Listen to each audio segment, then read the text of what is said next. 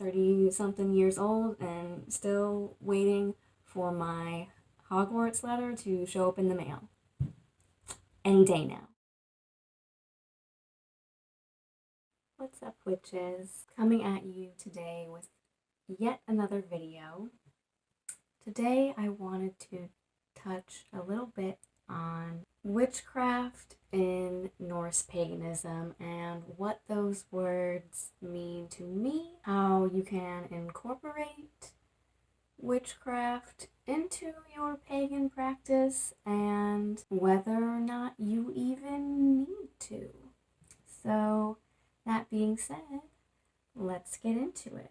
Now, once again, all of this is just my own thoughts and opinions based on my own personal gnosis and what I've learned and experienced and what works best for me. So take from it what you will and apply it or don't apply it as you see fit. Why do I call myself both a witch and a Norse pagan? For starters, I first reached out to Freya and decided to begin working with her, and so from there I have focused primarily so far on getting to know the deities of the Norse pantheon and working with them in my spiritual and witchcraft practices. So why incorporate witchcraft into said practice, and what's the difference? Well, to me it seems that there are many people who do call themselves pagan without worshiping any specific form of deity or doing any type of what you would call magic or spell work, crafting spells, casting spells. There are those who just call themselves pagan because they, like myself, are nature worshippers and they consider nature to be a sacred space. I've definitely always been one of those people who just takes comfort and solace from being in nature. I find it to be very calming, peaceful, and relaxing most of the time when I'm going out there to seek out the outdoors. It is deliberately for those reasons. I've just always felt a very spiritual connection. Plants, animals, the cycles of the seasons, all of that kind of thing. And so you will definitely run across many people who that's the focus of their spiritual practice. Some people just come to paganism to worship nature. Some work with specific deities or a handful of different deities from many different pantheons. Here comes Loki. I find it very fitting that my Loki cat always has to come over here and check out my little hell space that I have over here. Little did you guys know, or little did I really even know, that every one of my videos comes with a bonus appearance from at least one cat. Then you will also have those who refer to themselves as a Wiccan, whereas I just refer to myself as a witch because Wicca is a very specific type of pagan religion, and usually it involves more structured rituals. You can practice solitary, but it is kind of designed to be more of a group ritual focused religion, in my opinion. But that's just from the books and whatnot that I have studied on it so far. I decided not to go down the Wiccan path. It just wasn't exactly a good fit for me, and so I call myself more of a Norse Neo-Pagan. I guess because I wanted to incorporate both. Would you stop? So yes, I call myself a witch as opposed to a Wiccan because Wicca is a specific type of pagan religion, whereas anyone can really do witchcraft or spellcraft. It's all very much symbolism and thought and intent based. So yeah, you will find those who call themselves a witch or practice magic or spellcraft without working with any type of deity or higher power. Because, really when it comes down to it at the end of the day, magic, as Starhawk says in her book, The Spiral Dance, which I highly recommend anyone check out, whether or not you are Wicca or goddess-based focused or not, because she calls magic the art of changing consciousness at will. And at the end of the day, that's ultimately all you need to perform spells or magic, whatever you want to call it, witchcraft, is it's all largely focused on your own thoughts, intentions, and your willpower. You are using ritual objects or specific herbs, crystals, colors, working with a particular deity, whatever you need to do to get yourself in that proper headspace for whatever it is that you want to manifest into the universe. That's all magic really is. And so now, luckily, I have this whole brand new pantheon of lovely Norse deities that I can work with and call upon their wisdom to help me in those undertakings. You will find people who are pagan without working with deity, who are witches without calling themselves nature worshippers or pagans or working with any type of beings. It really just runs a whole spectrum, and at the end of the day, it's not really about labels. You can do whatever the hell you want. I call myself a Norse Pagan Witch because I worship the Norse gods. I have a reverence for nature and nature worship, and I also wanted to incorporate spells and witchcraft into my practice because it's just something that I have always been interested in. Until then, I will just decided, you know what, screw it, I'm just going to call myself a witch now, start doing magic, and see where it takes me.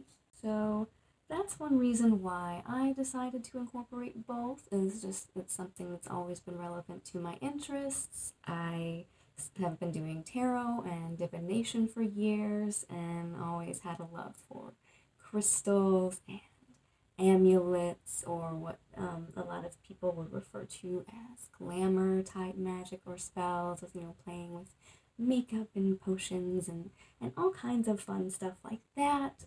That is part of why I want to do both in my practice. And the other reason is that, especially with deciding to work closely with Freya and kind of choose her as my patroness, one of the first things that I learned about her that I definitely want to dive more into and educate myself on further is her aspect as a worker of Seder magic. I can't really go in depth right now as to what Seder magic is because I honestly don't know.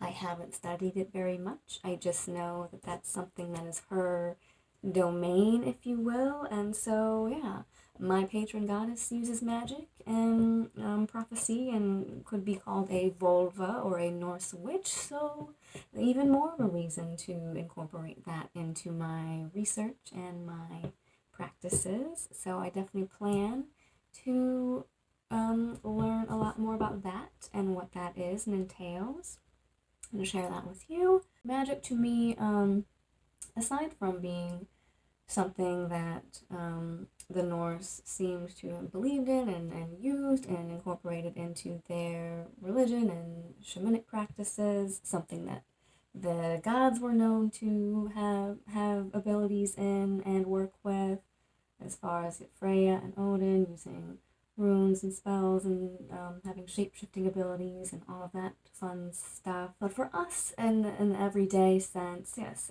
magic is more of a law of attraction. But yeah, in the everyday sense, magic is to me just much more, yes, changing your consciousness at will or with your own will. Law of attraction, putting the thoughts and energy out into the universe that you want to get back. Because while I don't think it's quite as specific as what you'll see with like the Wiccan threefold law, where anything that you send out is going to come back to you threefold, It's not usually that precise, but karma's real, y'all, and she can be a bitch. Magic to me is just a way of channeling and directing your own willpower, your own consciousness, energies, and emotions in healthy and productive ways. That is probably one of the number one reasons that drew me to a pagan or witchcraft based spirituality or faith path, whatever you want to call it, because yeah, I've just always been a person who's been very emotional, easily ruled by my emotions, and dealt with a lot of general anxiety my entire life as a result of that. As part of my shadow work and just, personal growth, I've just really been trying to find ways of dealing with those emotions and processing them, especially just in a world where it seems like there's so much that's beyond our control. If I can just find even little ways in my day-to-day life or way of being of just refocusing my own mind and my own thoughts and energies towards positive manifestations as opposed to worrying and catastrophizing, then whether or not whatever I want to manifest into being actually happens, it's at least been very good for my own mental health in terms of just helping me to have a more positive outlook, helping me find ways of coping with processing and releasing strong, overwhelming emotions, dealing with things from, past, present, what have you. Magic is the art of changing consciousness at will. And so why not incorporate it into your practice?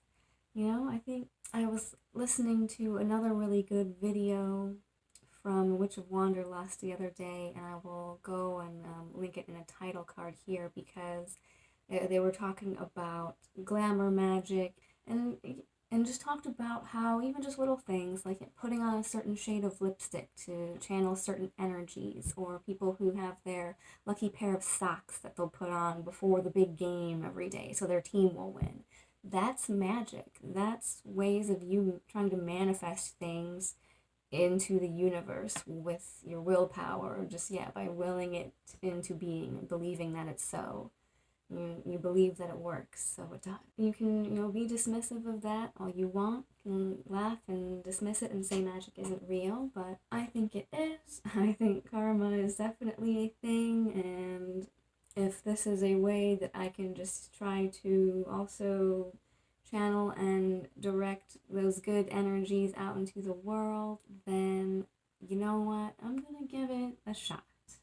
Do you need to incorporate witchcraft into your Norse pagan practices? By all means, no. No, you do not. But there's so much that is in a pagan way of thinking and just holding that reverence for the world around you and taking the time to be in the present moment so that you notice those magical occurrences, those little miracles every day, those little synchronicities, just because you're more aware, and so you're going to notice more of those things. Just having that shift of focus and shift of worldview requires magical thinking in a way. So I think it's really not a very far stretch from there into deciding to incorporate magic into your rituals as a way of connecting with deities, connecting with spirits, land spirits, connecting with ancestors, and connecting with yourself. So there you have it, everybody. That's really all I have to say on that topic. So until next time, peace out.